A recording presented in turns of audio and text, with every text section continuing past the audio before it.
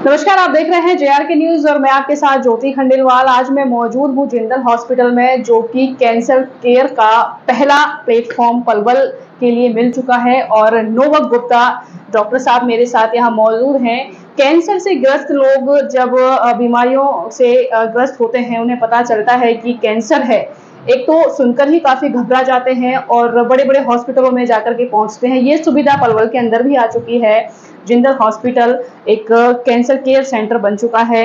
Doctor साहब से अधिक जानकारी के लिए हम बातचीत करेंगे। किस तरीके के लक्षण होते हैं, कैसे कैंसर को पहचाना जा सकता है, किस तरीके से इलाज होता है, कितने लगभग समय के अंतराल में ये इलाज हो जाता है। सर, बहुत बहुत स्वागत है आपका हमारे खास चैनल में। नमस्कार सर, ये जो पहला कैंसर सेंटर बना है पलवल के अंदर, जिंदल हॉस्पिटल, सर मैं जानना चाहूंगी कि जो कैंसर होता है उसके लक्षण किस तरीके के होते हैं, कैसे पहचाने कि ये कैंसर के लक्षण हैं? तो कैंसर के लक्षण की जब हम बात करते हैं, कैंसर के लक्षण निर्भर करेगा कि बीमारी कहाँ की है। ज़्यादातर हमारे देश में जो कैंसर पाए जाते हैं वो मुंह के कैंसर हैं। इंडिया आज की डेट में ओरल कैविटी कैंसर्स की कैपिटल बन गई है। सबसे ज़्यादा केसेस हमारे देश में पाए जा रहे हैं।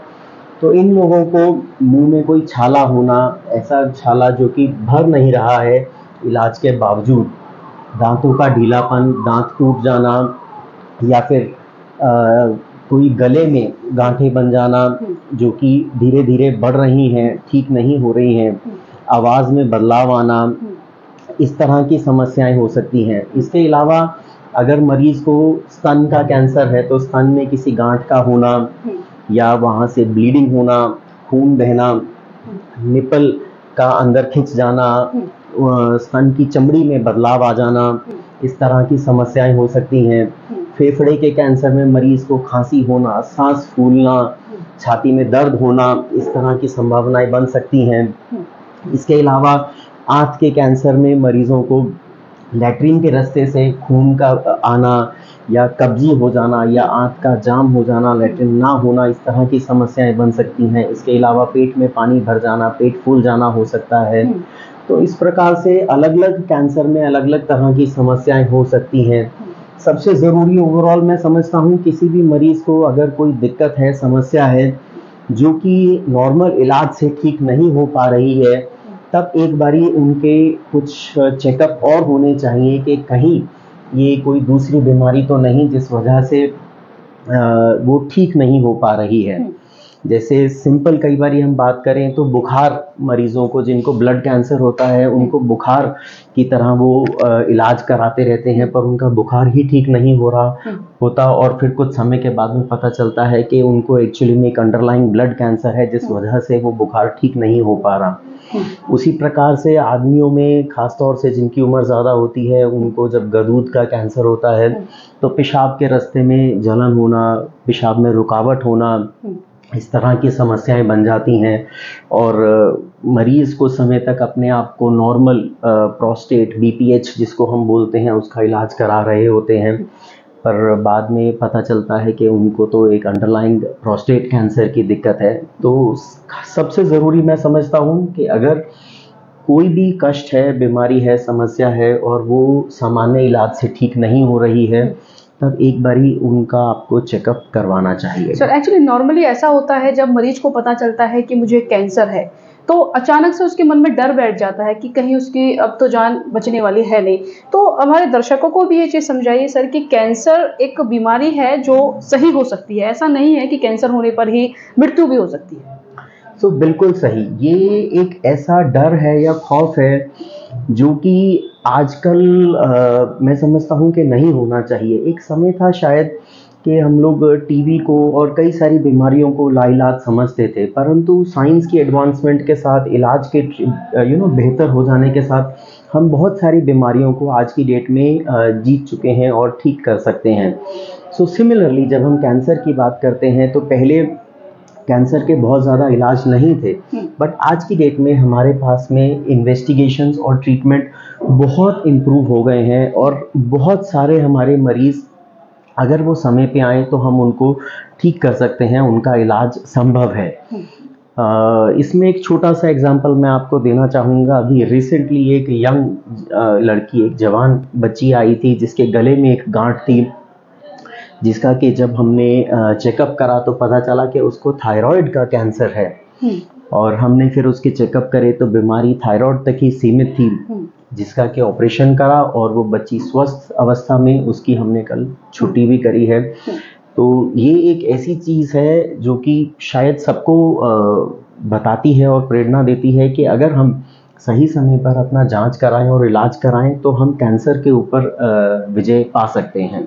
सर एक्चुअली ये कैंसर किस अवस्था में होने की ज़्यादा संभावना होती है? युवा अवस्था है, वृद्ध अवस्था है, या बचपन में, या नॉर्मली सबको ये किसी को भी शिकायत हो सकती है सर? कैंसर एक ऐसी चीज़ है, ये बीमारी हो किसी को भी सकती है।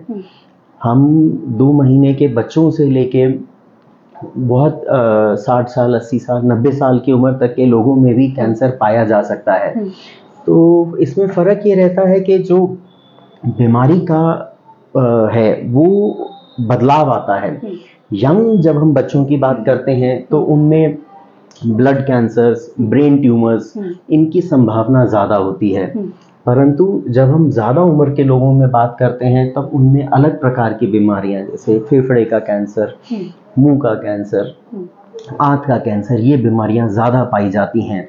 तो ये चीज़ इसलिए है कि जो कम उम्र के बच्चे हैं या बहुत कम उम्र के नौजवान हैं, उनमें कई बार थोड़ा सा शारीरिक या जेनेटिक अंडरलाइंग कॉज होता है, जिसकी वजह से वो बीमारी जल्दी बन जाती है। हम आज की डेट में उन चीज़ों के लिए भी ख़ास तौर में जब यंग या जवान लोगों में बीमारी पाई जाती है उसके लिए चेकअप करते हैं।